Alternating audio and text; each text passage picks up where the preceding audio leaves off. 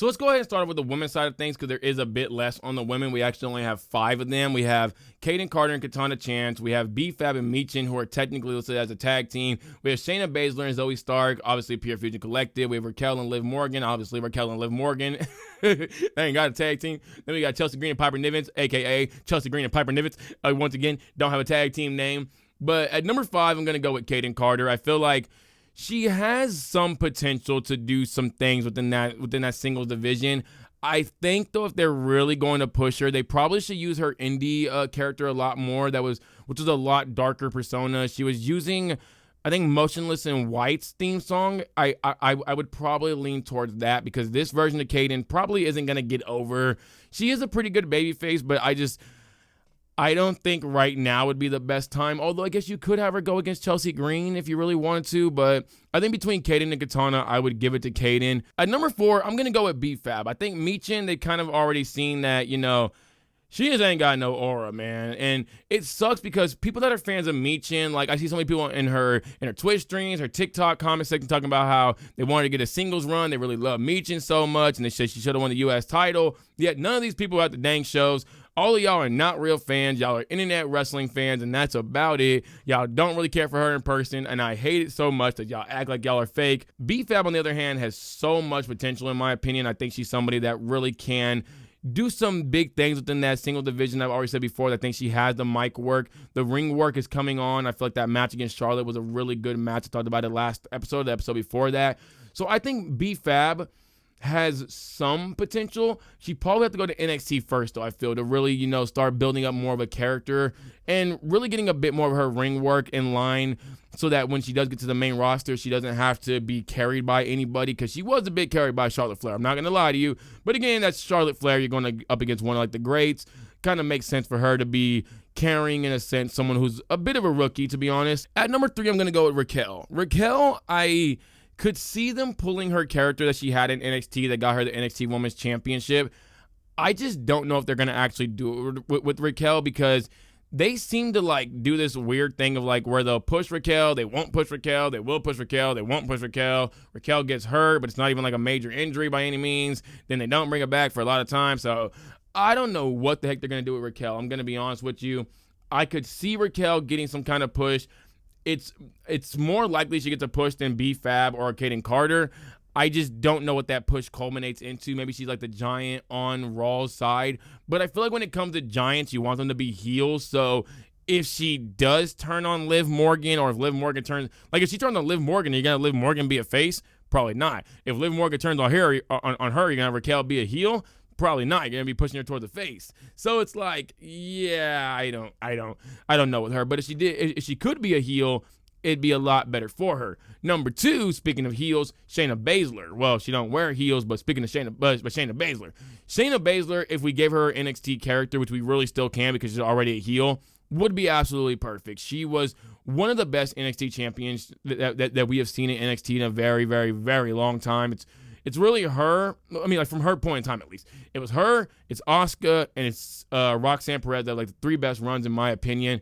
Shayna Baszler is somebody that I feel like they really could do a lot, and I thought they were going to do something with her and Sonya, that they were going to have Sonya be the manager for Shayna, that they were really going to start pushing Shayna a bit more to be this super aggressive heel. Would have actually been really cool right now to have Shayna Baszler versus Lyra Valkyria. Would have been a lot better than just doing Lyra versus Ivy and Dakota the entire time, which, by the way, I don't have Ivy or Dakota listed here because they are both singles within their group, so yeah.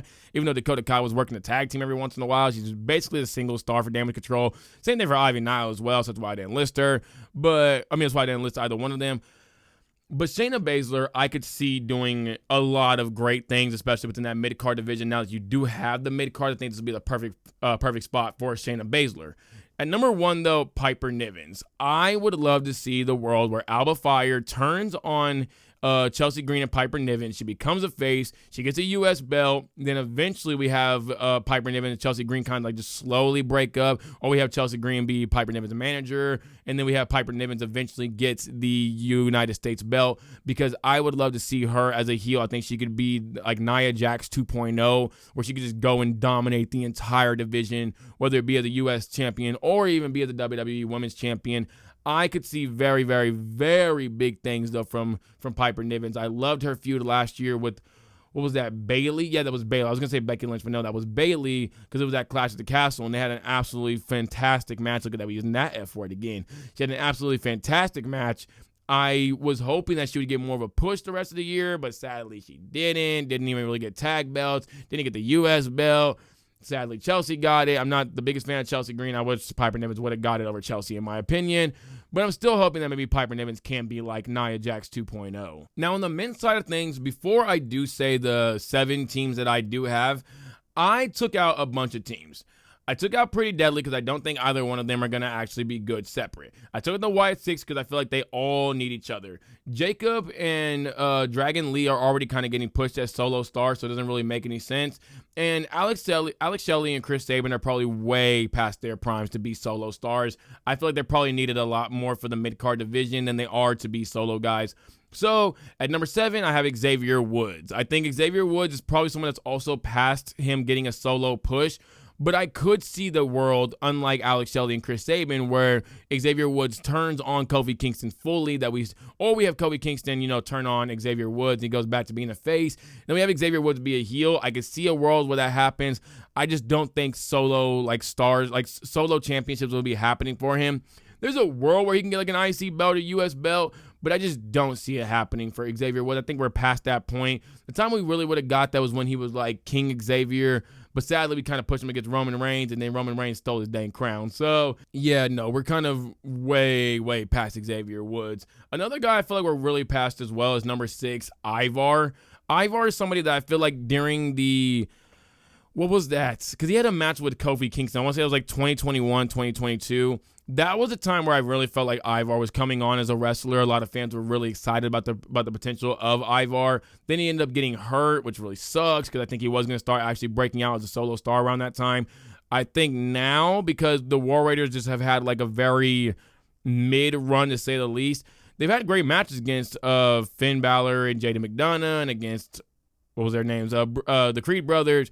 They've had great matches, but I feel like people just aren't really invested in them as much.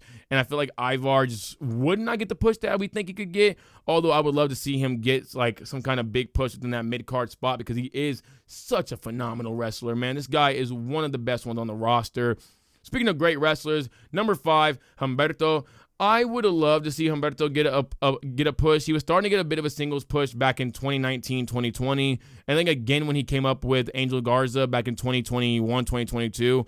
It might have actually been 2019 with Andrade. Then 2021 when he was with Angel Garza, that's when he started getting like a bit of a push again. No, my bad. No, it was 2019. Yeah, because he had a United States Championship match against, I forgot who the heck he had it against. But yeah, no, it was 2019 that he started getting a bit of a push. So I think another guy that we're probably way past that time on, although I feel like Humberto could at least do some things. He's pretty good on the mic. He does have a whole lot of charisma. His character work when he was with Angel Garza and they were Los Lotarios, I think. They might have been Los Lotarios at that time. They were really, really, really, really good. Oh, no, wait, was it? No, it was Los Lotarios. Yeah, it was.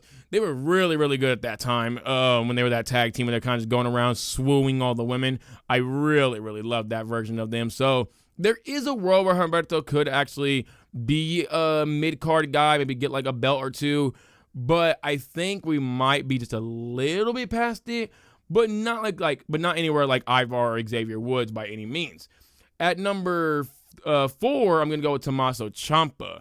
Tommaso Ciampa, I feel like, is so loved by Triple H that if he really, really wanted to, I feel like he can make Tommaso Ciampa a mid-card star. His heel work is some of the best heel work. His character work is really dang good. His mic work is really good. His wrestling is absolutely phenomenal. I would love to see Tommaso Ciampa be a guy in that mid-card spot that eventually goes after an LA Knight. Maybe him and Johnny Gargano do break up. They have that big old match between each other. Then we start pushing Tommaso Ciampa in that mid-card spot. Heck, I could even see him being in like the World Championship scene. Not a guy getting the belt, but at least giving one of the world champion guys a pretty good storyline going into like a PLE. It won't be anything too long, but like a month or something like that. But I could see Tommaso Ciampa doing some big, big things. So he's a guy that I have a lot of hope for that he still gets some kind of run. The only issue is he is up there in age now, so I don't know how long of a run that would be. And it probably have to happen sometime soon because he already is like 39, 40 years old. So, yeah. Now, number 3, I have Julius Creed. I think there's a reason why Chad Gable is with American Made. I mean, with the Creed brothers, other than just being similar to them. He's mentoring both of them for sure, because Julius Creed is somebody that I feel could be what Chad Gable was supposed to be. He's 6'3", he has the size, he has the athleticism.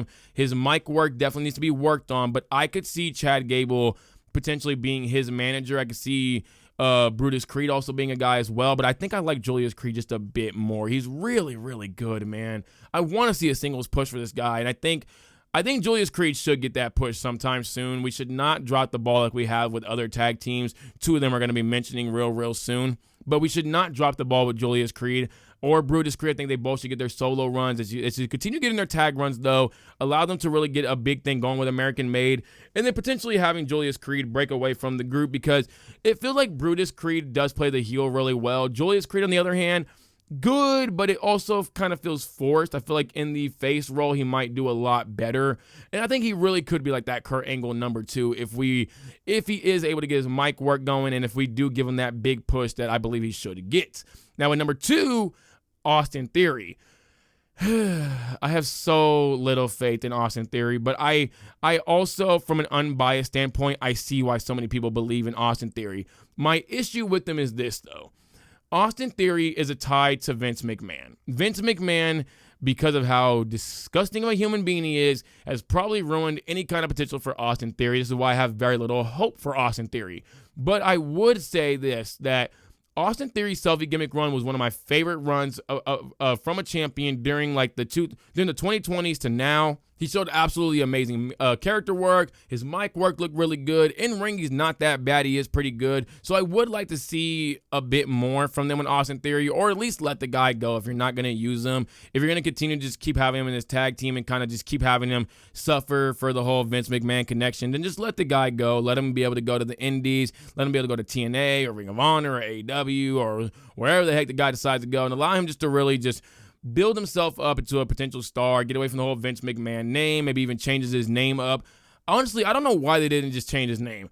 That would have been so much better, and then just had him be away for a while. Because then you type in a new name and you don't find the whole Vince McMahon stuff. Obviously, there's still you still could find it. It just wouldn't be as easy to find. I think maybe he should do that and then go on the indie, or go in the indies first and then change your name. That would probably help him out a lot. Number 1, though, is the easiest one. It's Montez Ford. This guy should have been a single star so long ago. This guy has every single dang thing to be a single star. Everything that Jey Uso has, I've always felt like Montez Ford has and more. I don't know why he's never gotten that push. I feel like it's just been a slap in the face to Montez Ford. Heck, I'm going to be real with you. I could also put Angelo Dawkins here. Both of these guys have everything just to be stars, and it just feels like neither one of these guys is getting the singles push that they deserve. I hope one day that Montez Ford does get that singles push, because I really, really, really want to see him get some kind of, U.S. gold around him, intercontinental gold around him, and potentially even get an undisputed WWE championship or World Heavyweight championship. Maybe we can also change the dang name of the undisputed championship, because I absolutely hate the dang name. But I would have loved to see something from Montez Ford. I think he just has star written all over him. Everybody loves the dude. I don't know one person that actually hates Montez Ford, and I think everybody wants to see this guy get pushed by now. It should have happened. I don't know when the heck it's going to happen, and if it never does happen, I'm going to be real with you, this would be the biggest fumble that WWE's had in a very, very long time. So, yeah, Montez Ford is my number 1 guy that should break away from a tag team. And my number 1 woman is Piper Niven. I feel like both of these two could be just stars within their division. I don't know if Piper Niven would ever get the World Championship or Women's World or the WWE Women's Championship. I think we would have to see a very big growth in her character. But if she did, I think she could get those the same way I do think that if we allowed Montez Ford loose, if we let him loose, that this guy could just run the dang company. This guy is somebody that I truly believe could be the face of the company.